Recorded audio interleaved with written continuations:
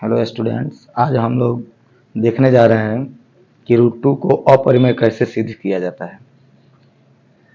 Root two को अपरिमेय सिद्ध किया जाता है कैसे। इसके लिए हम लोग, जैसे हमारा सवाल क्या रहेगा, सिद्ध करें कि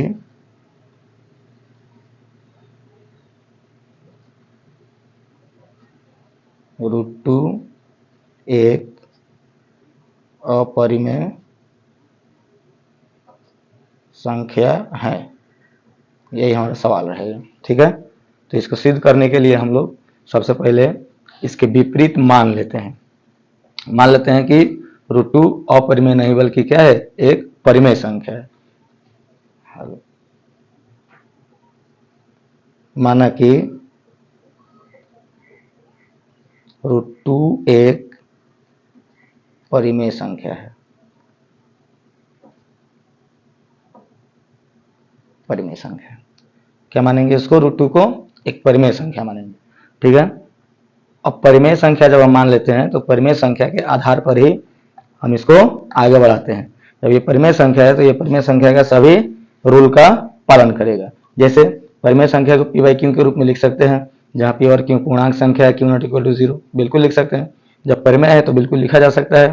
तो जब ये परिमेय मान लिया हम इसको, रूट टू को जब हम परिमेय मान लिए हैं तो यहाँ पे हम लिख सकते हैं कि root two is equal to p by q, जहाँ पी और क्यू क्या है, जहाँ पी और क्यू पूर्णांक संख्या है। कौन संख्या है? पूर्णांक संख्या है। साथ ही क्यू 0 के बराबर नहीं है, यानी क्यू नॉट इक्वल टू 0 है, ठीक है। अच्छा, ये भी तो हो सकता है कि जैसे मान लीजिए हम देखते हैं कि कोई भी संख्या जैसे 8/12 है, ये भी तो पूर्णांक संख्या है, ये भी तो परिमेय संख्या है ना। तो जब ये परिमेय संख्या है तो ये स्वाभाज तो नहीं है, तो इस हम स्वाभाज बनाने के लिए क्या करते हैं, इसको काटते हैं। जैसे 4 से कट जाएगा तो 4 दूनी 8, 4 तिहाई 12, यानी 2/3 आ गया। तो ये जो आ रहा है 2/3, ये क्या है? ये है सहअभाज्य संख्या है। 2/3 क्या है? सहअभाज्य संख्या। 2 और 3 सहअभाज्य संख्या है। तो सहअभाज्य संख्या बनाने के लिए जो भी मतलब परिमेय दिया रहता है उसको हम लोग क्या करते हैं, कटा देते हैं। तो चलिए अब इसको मान लीजिए रूट टू को हम लोग असहअभाज्य में बदलने के लिए क्या किए, कटा दिए और लिख दिए a बाई बी, ठीक है। यहाँ a और b क्या है? सहअभाज्य है। a और b सहअभाज्य संख्या है। सहअभाज्य संख्या है। सहअभाज्य का मतलब क्या होता है? सहअभाज्य का मतलब ये होता है कि दो या दो से अधिक ऐसी संख्या है जिसमें एक के अतिरिक्त कोई उभयनिष्ठ गुणनखंड न हो, ठीक है। जिसमें जैसे a और b जब सहअभाज्य है तो इसका मतलब ये हुआ कि a और b में एक के अतिरिक्त कोई भी उभयनिष्ठ गुणनखंड नहीं है, ठीक है। अब आगे हम इसको बढ़ाते हैं। अब क्या करते हैं, यहाँ पे दोनों तरफ स्क्वायर कर देते हैं, दोनों तरफ वर्ग कर देते हैं। दोनों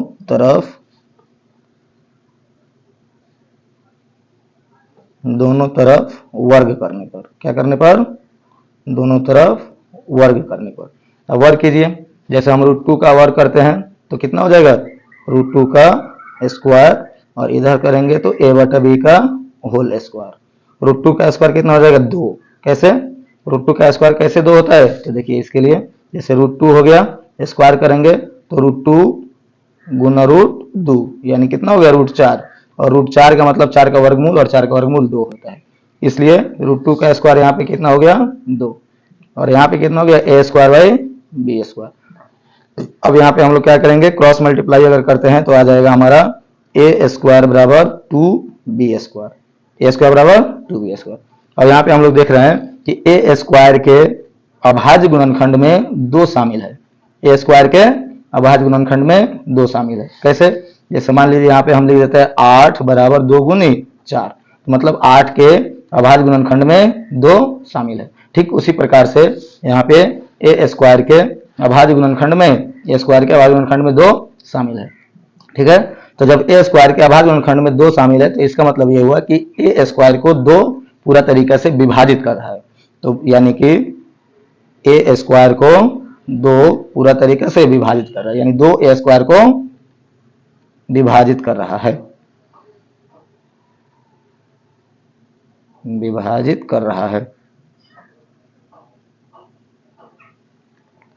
तो हम लोग पहले पढ़े हैं कि जब किसी भी संख्या के वर्ग को कोई अभाज्य संख्या विभाजित करता है तो वह अभाज्य संख्या उस संख्या को भी विभाजित करता है। यानी जब 2a स्क्वायर को विभाजित कर रहा है तो 2a को भी विभाजित करेगा, और इसे बोला, और यह अंकगणित के आधारभूत प्रमेय से आता है। ठीक है, तो जब a स्क्वायर को 2 विभाजित कर रहा है तो a को भी 2 विभाजित करेगा।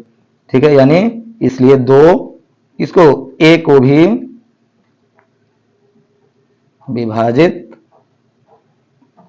करेगा, 2a को भी विभाजित करेगा। ठीक है, यानी जब 2a को विभाजित कर रहा है तो a के अभाज्य गुणनखंड में 2 शामिल होना चाहिए। जिस तरह से 2a स्क्वायर को विभाजित कर रहा है तो a स्क्वायर के अभाज्य गुणनखंड में 2 शामिल है, ठीक उसी प्रकार से a को जब 2 विभाजित कर रहा है तो a के भी अभाज्य गुणनखंड में 2 को शामिल होना चाहिए।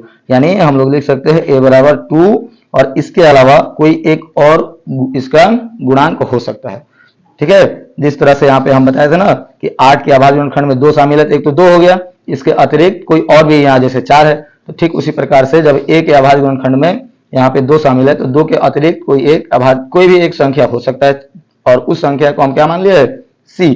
ठीक है, तो c क्या है, यहाँ पे कोई एक धनात्मक पूर्णांक है, जहां c कोई धनात्मक पूर्णांक है। ठीक है, अब यहाँ पे हम लोग क्या करते हैं, फिर से स्क्वायर करते हैं, फिर दोनों तरफ वर्ग करने पर।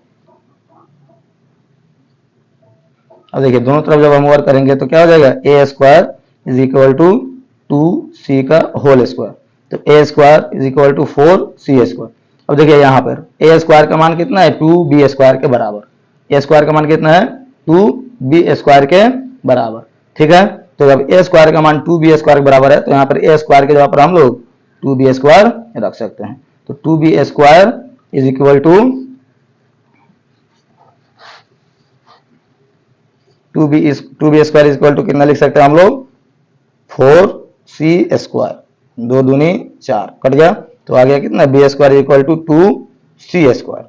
ठीक है, अब देखिए जिस तरह से यहां पर a square is equal to 2b square आया है तो 2a स्क्वायर को विभाजित कर रहा है, ठीक उसी तरह से यहाँ पर b square is equal to 2c square आया है तो यहाँ पर 2b स्क्वायर को विभाजित कर रहा है।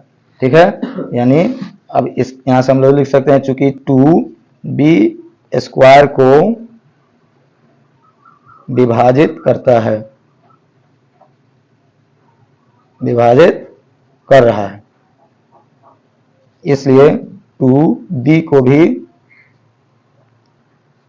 विभाजित करेगा, b को भी क्या करेगा, विभाजित करेगा।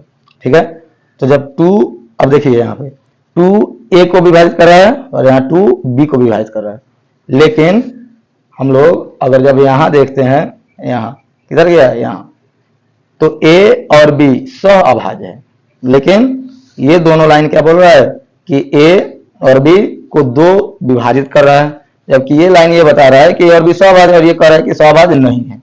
ठीक है, यानी इसमें और इन दोनों लाइन में क्या हो रहा है, एक दूसरे का विरोध हो रहा है। क्या हो रहा है, विरोध है। ये कह रहा है कि सहअभाज्य है और ये दोनों बोल रहा है कि सहअभाज्य नहीं है, ये वाला लाइन और ये वाला लाइन बोल रहा है कि a और b सहअभाज्य नहीं है।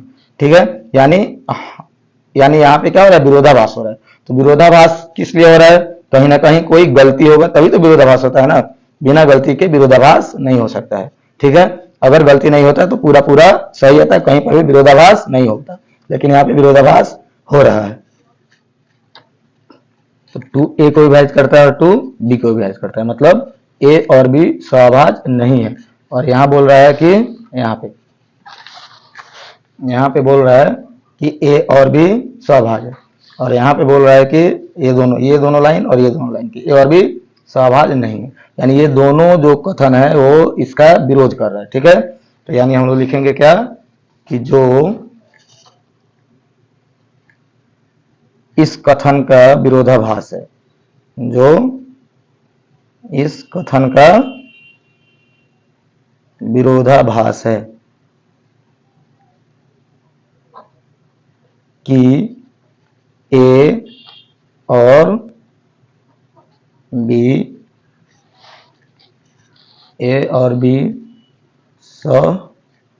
सहअभाज्य संख्या है। अतः हमारा मानना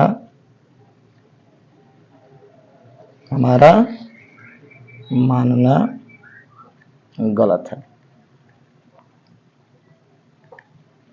इसलिए √2 एक अपरिमेय संख्या है।